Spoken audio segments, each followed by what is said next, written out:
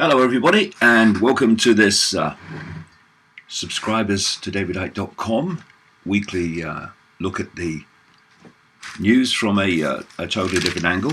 I've had another interesting week, been traveling a lot recently, of course just come back from America, filming with the American team, the movie Renegade, and this week I've been in London, meeting some people, and also appearing on a radio show on the station Talk Radio with Eamon Holmes, who, for people around the world, is a very famous TV presenter in Britain over a long time. In fact, I knew him at the BBC. When I left the BBC, he got a lot of the work that I did. And what was very encouraging about it, and you know, I said to my son Jamie, this is just another sign that the tide is turning, is that I was treated with respect, and my information was treated with respect, and I was given 40 minutes to talk in a very serious way. None of this, oh, you're mad, he talks about reptiles. And it was an opportunity to get a lot of information across to an audience that would be mostly dominated, I would have thought, by people who had not seen what I said before and just, or any detail, and had just read about me in the media. And if you want to know about me, then the media is not the place to find out. And it was very, very encouraging. And it's on davidicke.com now, the whole interview. TalkSport put it on YouTube. TalkSport, Talk Radio, TalkSport's its sister station. And I think you'll find it interesting in the way that a mainstream radio show allowed me to actually speak in a serious way, instead of facing the usual mainstream media playground nonsense. So we'll start out this week with this story. Genomics startup sold 5 million users' genetic data to Big Pharma. A major DNA testing Silicon Valley company is partnering with a British pharmaceutical giant, saying its database of over 5 million hereditary material samples will help develop new medical treatments. That's what they claim.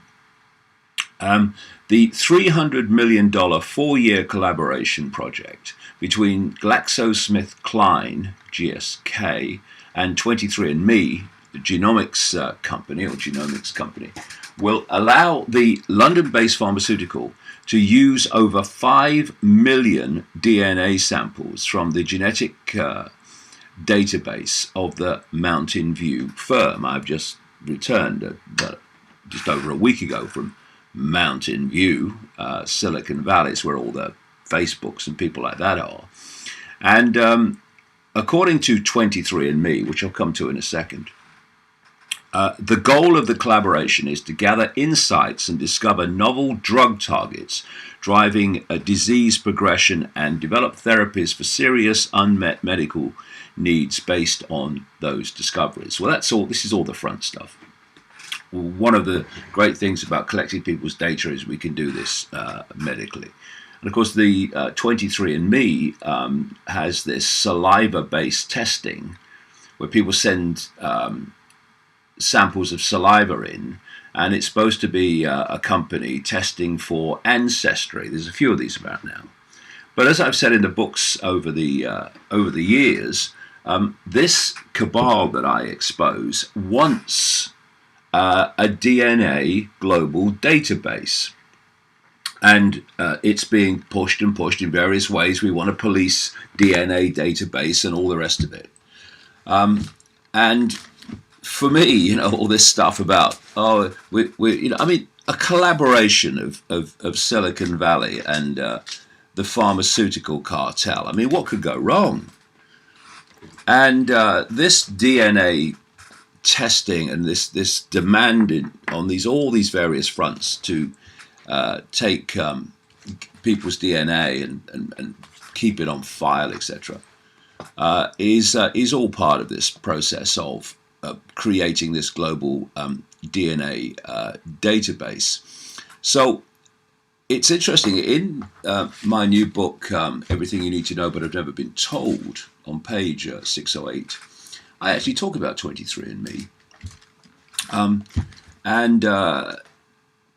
This is the part, in fact, I'll go the previous page, 607.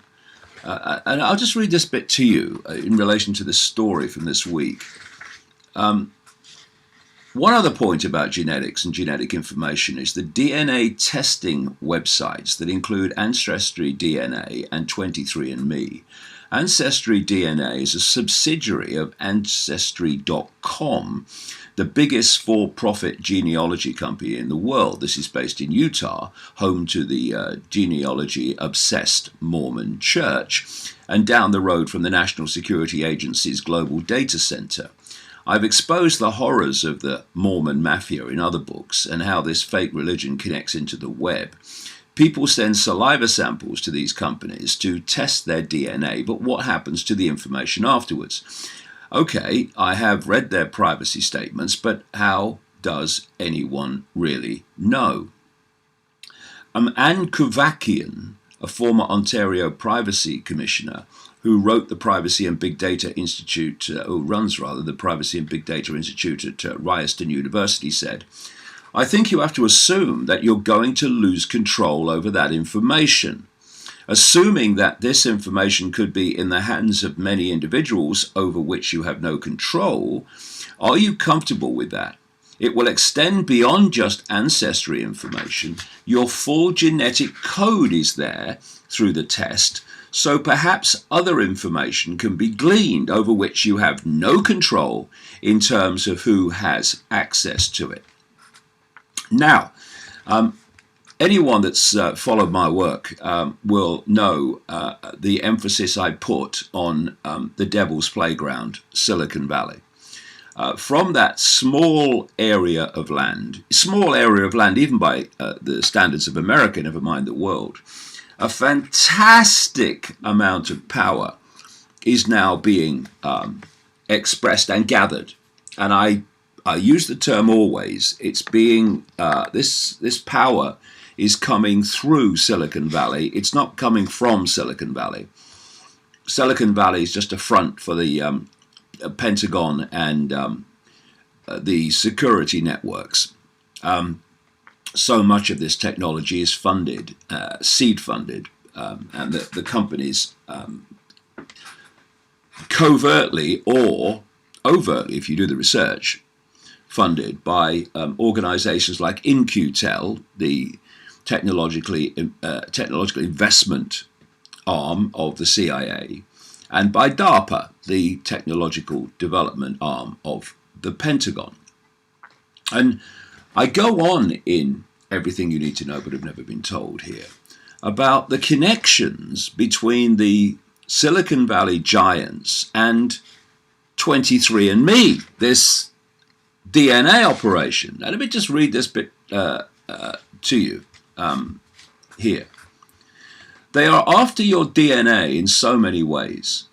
DNA testing 23andMe, a personal genomics and biotechnology company, is based in Silicon Valley near to Google and Facebook headquarters and was co-founded by Zionist CEO Anne Wojcicki, former wife of Zionist Sergey Brin, co-founder of Google. Her sister, Susan Wojcicki, is CEO of Google-owned YouTube, while Google invested almost $4 million in 23andMe. What a small world it is, and it gets smaller. Zionist Arthur D. Levinson, chairman of Apple, also heads biotech company Calico, which he founded in a joint venture with Brin's Google, now called Alphabet. Zionist influence is way out of sync with the numbers, and it is a legitimate question to ask why this is. And it is. it is extraordinary that, and this is why all this anti-Semitic stuff is going on and all this hysteria is because they're trying to stop this coming out by branding it anti-Semitic when actually it's just basic fact and legitimate questions that need to be asked. You look at the official people that run Alphabet, which is Google. Google now a subsidiary of Alphabet, the holding company. And it's these guys, Sergey Brin and Larry Page, Zionists. You look at Facebook, you've got Zuckerberg, Zionist, and the chief operating officer, Sheryl Sandberg, Zionist. Then you go to YouTube, you've got Susan Wojcicki, Zionist. And then you go to 23andMe, all in this area of Silicon Valley, the same area, all interconnected by family ties and by investment. And it's Anne Wojcicki, Zionist. So these are legitimate questions that need to be asked. And of course, you can see a story like the one I've just read, where it's Silicon Valley partnering with Big Pharma, and it's just about, benefiting humanity by finding more ways to sell you more drugs and all that stuff and whatever. But actually, when you go below the surface, the connections and the people involved are very small, but the connections are very many. And this is what you don't get in the mainstream media. But what you do get, if you read the work on whatever of people who are interested in what's really happening, as opposed to just, I was going to say scratching the surface. They don't even do that.